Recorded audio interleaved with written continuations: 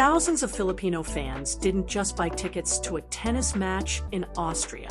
They descended on a mid-tier European city like it was a World Cup final, and the Austrian organizers had absolutely no idea what was about to hit them. 15,000 tickets were gone in 5 minutes. 5 minutes! For a first-round match at a WTA 500 event in Linz. The tournament director had to move everything to the biggest court available, a 30,000-seat arena. And even that felt like it might not be enough. And when Julia Grabher, Austria's own top-ranked women's player, walked out onto her home court that Tuesday night, she stopped. The look on her face wasn't nerves. It was pure disbelief. She had played this tournament before. She knew this crowd, these walls, this atmosphere, except none of it was hers anymore. And that realization hit her before the first ball was even struck. That is what Alex has done to women's tennis. And if you haven't been paying attention, this is your moment to catch up, because what's building around this 20-year-old from the Philippines is unlike anything this sport has seen in a very long time. To really understand Tuesday night, you have to go back a few years, because none of this happened by accident. Alex grew up in the Philippines, left at 13, packed her bags and flew to Mallorca, Spain, to train at the Rafa Nadal Academy, the same place that shaped one of the most mentally resilient champions the sport has ever produced. Think about what that decision actually means for a second. She was 13 years old, leaving her family, her home, her language, her comfort zone, trading all of it for clay court repetitions and discipline in a foreign country. That's not ambition in the casual sense. That's a specific kind of hunger that most people never develop.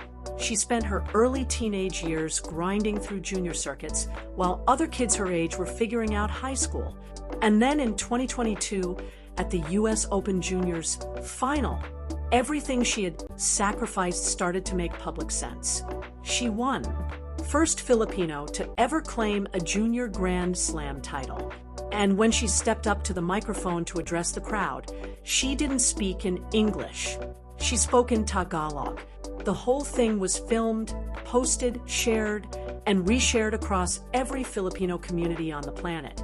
And something that had been quietly building suddenly ignited. The Philippines had always poured its sporting passion into boxing and basketball. Manny Pacquiao defined a generation. The National Basketball League runs deep in the culture. But tennis had never had its person. Until that speech. That video didn't just go viral once. It kept spreading, kept finding new corners of the Filipino diaspora, kept pulling people into a story they didn't even know they wanted to follow. And those people never stopped watching.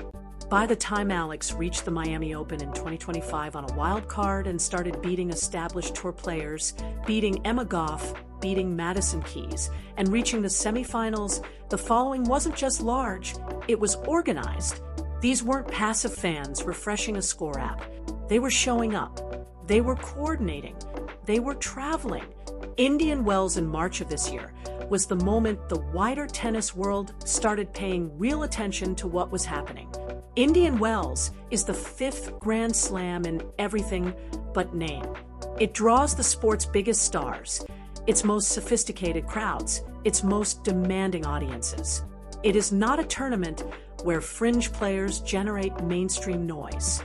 But hundreds of fans arrived wearing Alexandra Ayala fan club shirts.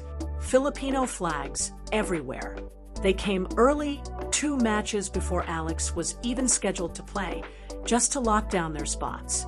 And then the schedule ran late, pushing her match deep into a cold desert night. They stayed, wrapped in coats and blankets, chanting in Tagalog at midnight in the California desert. And she rewarded them with a win over Coco Gauff, the reigning French Open champion. When she spoke after, she said the community made the whole experience feel different. She meant it. You could hear it. But here's the thing that the match results alone don't capture. The numbers behind Alex's rise are genuinely difficult to process. Her pre-tournament press conference at the Australian Open this year pulled 196,000 views. Novak Djokovic's equivalent press conference drew roughly half that. Carlos Alcaraz, the eventual men's champion in Melbourne, drew a fraction of what Alex pulled. Aryna Sabalenka, the world number one, a two-time Australian Open champion, recorded around 9,000 views for her session. Alex, ranked outside the top 25 at the time, was outperforming the biggest names in the entire sport on digital platforms. Her Instagram following sits close to 1 million, more than double the counts of established top 10 players like Jessica Pegula, Madison Keys, and Amanda Anisimova, players who have been grinding this tour for years, players who have won titles and gone deep at slams. Alex surpassed all of them in cultural reach before she had even cracked the top 30. ESPN published a piece last month comparing what she's doing to women's tennis viewership to what Taylor Swift did to concert attendance records. Different scale. Same mechanism. A specific community showing up with a collective energy that shifts the entire shape of an event around one person. The WTA responded to that demand signal in January by creating the Philippine Women's Open, a 125-level event built specifically around the interest her profile was generating in the country. That is not standard tour development. That is the governing body of women's tennis, essentially acknowledging that one player had created an entirely new market and deciding to meet it. So when the Linz tournament director Sandra Reichel moved Alex's matches to center court before the week even began, it wasn't a spontaneous decision. She had already seen the data. She had already seen the ticket numbers. She called Alex unbelievable in conversations with Filipino media, and you could tell it wasn't promotional language. It was a woman who had run a respected European tournament for 35 years, encountering something she genuinely hadn't prepared for. Now, let's talk about what actually happened on that court, because the match itself matters beyond the spectacle around it. Julia Grabher is not a pushover. She's 29, Austria's best-ranked women's player, a professional who has competed at Grand Slams and reached a WTA final. The Linz Open is her tournament in every meaningful sense, geographically, culturally, historically. She had every reason to expect a supportive crowd, home energy, the familiar comfort of playing in your own backyard. Instead, she walked into what one outlet described as a Filipino away end. Not hostile, never hostile, because Filipino tennis fans are genuinely warm people, but entirely, overwhelmingly, unmistakably pointed in one direction. The flags, the chants, the collective noise, all of it belonged to Alex before a single point was played. And then there was the awkward context of Grabher's form coming in. A 3-8 record in 2026. Early exits at 2 clay events in Turkey in the weeks prior. On paper, the match already leaned Alex's way. But losing the atmosphere of your home tournament before the first serve is a different kind of pressure, the kind that doesn't show up in rankings or head-to-head records. The first set was actually tighter than the crowd might have suggested. Both players held serve through the first 9 games. Neither could break. Indoor clay does that. It slows everything down, stretches the rallies, turns the match into a patience contest. Then in the 10th game, Grabher reached advantage. 1 point from pulling level at 5-5, and genuinely shifting the psychological weight of the whole match. Alex won the next 3 points. The last one, a forehand winner, brought the loudest reaction of the entire set. 6-4 to Alex. The second set wasn't close. She broke early, went up 4-1, and closed it out 6-3. An hour and 42 minutes total. And here's what made the result more impressive than the scoreline suggests. This was Alex's first competitive clay match of 2026. She had spent the entire previous stretch of the season on hard courts: Auckland, the Australian Open, Abu Dhabi, Qatar, Dubai, Indian Wells, Miami. 8 consecutive hard court tournaments. Switching surfaces mid-season is genuinely hard. Switching surfaces mid-season against a home favorite in a charged atmosphere is the kind of test that reveals what a player is actually made of. She passed it without looking troubled. Once. There's an honest piece of context that deserves to be said plainly here. Clay has been Alex's problem surface. In 4 clay tournaments during 2025, she never got past the second round. The French Open, Madrid, 2 other events on the dirt, all early exits. The surface consistently exposed things in her game that hard courts concealed. That history is why Tuesday wasn't just a win. It felt like a statement from a player who has spent the off months studying her weaknesses rather than working around them. The Rafa Nadal Academy isn't just a training facility, it's a philosophy. It's about confronting discomfort rather than avoiding it. And you could see that in how she played when the set went tight.